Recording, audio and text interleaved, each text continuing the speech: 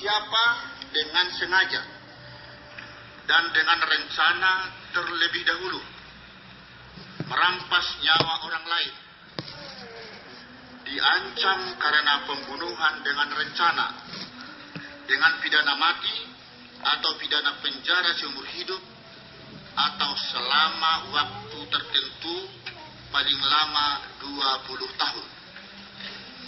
Menimbang bahwa dari uraian pasal ini dapat dikonstatir adanya bestandil delik atau unsur-unsur delik yang harus dibuktikan kebenarannya adalah: 1. Unsur barang siapa. 2. Unsur dengan sengaja.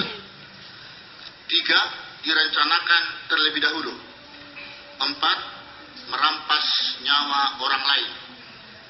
Menimbang bahwa keempat unsur tersebut bersifat kumulatif, artinya setiap unsur haruslah dibuktikan satu persatu kebenarannya, apakah seluruhnya unsur delik tersebut terbukti secara sah dan meyakinkan menurut hukum atau tidak.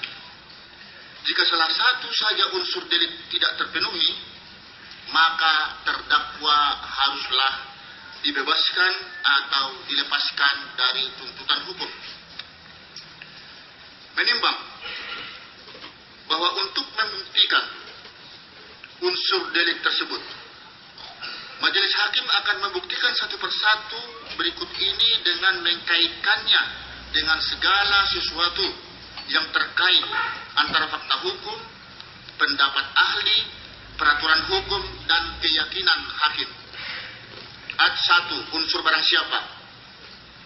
Menimbang bahwa yang dimaksud dengan unsur barang siapa, orientasinya selalu menunjuk kepada manusia sebagai subjek hukum, pendukung hak dan kewajiban yang mampu mempertanggungjawabkan secara hukum.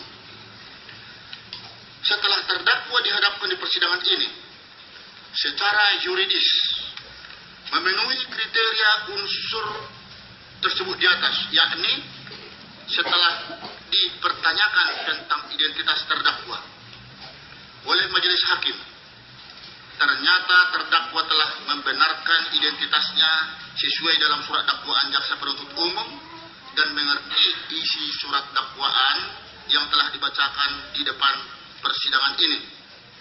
Menimbang bahwa faktor kemampuan bertanggung jawab menjadi modal utama di dalam setiap proses pemeriksaan terdakwa di persidangan.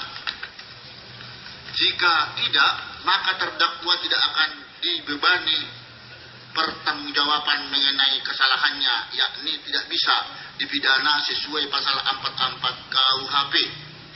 Akan tetapi, selama dalam proses persidangan, majelis hakim melihat kondisi kesehatan terdakwa mengikuti persidangan sehat walafiat yang juga dikuatkan oleh ahli psikiatri forensik Dr. Nataria Widiasih Raharjanti. Dalam diri terdakwa tidak didapatkan tanda-tanda gangguan proses berpikir dan gangguan intelektual yang dapat mempengaruhi kecakapan terdakwa di dalam menjalani proses hukum ini. Bahkan, menurut majelis hakim, ketika terjadi jawab-menjawab antara hakim, jaksa, dan penasihat hukum terdakwa, mampu menjawab setiap pertanyaan dengan baik dan benar, serta menyatakan sadar pada saat kejadian perkara terjadi tanggal 6 Januari 2016. Sehingga menurut majelis hakim, terdakwa Jessica mampu untuk mempertanggungjawabkan perbuatannya seperti yang akan dibuktikan dalam unsur-unsur dakwaan berikut ini. Menimbang bahwa oleh karena selama persidangan ternyata terdakwa dalam keadaan sehat dan jasmani rohani, maka menurut majelis hakim unsur barang siapa telah terbukti secara sah dan meyakinkan. 2. Unsur dengan sengaja. Menimbang bahwa di dalam hukum pidana kesengajaan adalah bentuk kesalahan, yakni hubungan antara sikap batin terdakwa dengan perbuatan yang dilakukan. Syarat kesengajaan adalah witten and willen, atau mengetahui dan menghendaki. Menimbang bahwa dari unsur sengaja tersebut, hakim harus bisa memastikan apakah terdakwa betul-betul mengetahui dan menghendaki apa yang akan terjadi dan apa akibatnya. Namun, sebelum melakukan perbuatan yang dikehendaki tersebut dengan sebutan unsur sengaja melakukan perbuatan pidana, majelis hakim berpendapat perlu diketahui apa yang menyebabkan dilakukan kejahatan tersebut yang disebut sebagai motif. Menurut majelis hakim, sekalipun motif bukan merupakan unsur delik, akan tetapi perlu juga digali apakah ada faktor penyebab terjadinya suatu tindak pidana yang merupakan kajian kriminologi. Sebab tanpa adanya motif, sangat sulit rasanya seseorang itu begitu saja melakukan tindak pidana terhadap seseorang. Terlebih perbuatan itu ditujukan kepada pembunuhan berencana sebagaimana terdapat di dalam pasal 340 KUHP, terkecuali terhadap pembunuhan biasa yang diatur pada pasal 338 KUHP. Bisa saja dilakukan secara spontan, membunuh seseorang. Karena spontan, bisa saja salah membunuh, dikira misalnya rusa, ternyata manusia. Berbeda dengan pasal 340 KUHP tentang pembunuhan berencana. Dalam pembunuhan berencana memiliki 3 karakteristik. Pertama, pelaku memutuskan kehendak dalam keadaan tenang. 2, ada jangka waktu yang cukup antara keputusan kehendak dan pelaksanaan kehendak. Ketiga, pelaksanaan kehendak dilakukan dalam keadaan tenang. Artinya pelaku sudah berpikir secara matang dan terstruktur untuk melaksanakan niatnya.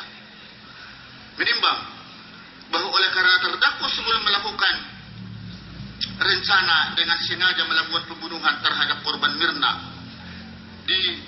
maka majelis hakim terlebih dahulu mengungkap adanya motif sesuai fakta yang terungkap di persidangan, baru kemudian akan menjelaskan unsur sengaja sebagaimana dalam dakwaan penuntut umum.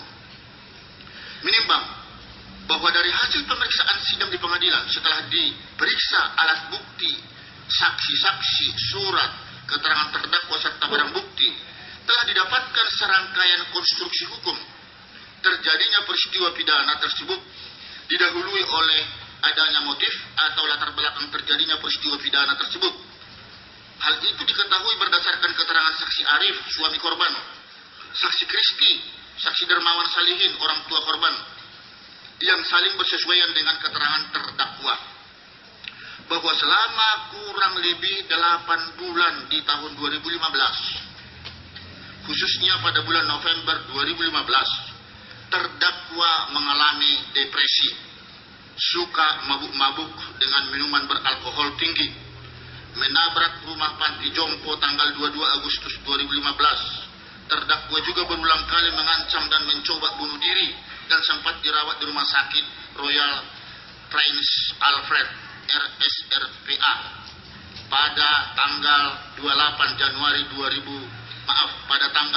Januari 2015 karena mencoba melukai atau menyayat tangannya tanggal 26 Oktober 2015, mencoba meracuni dirinya dengan gas CO dengan memasukkan pemanggang barbeque.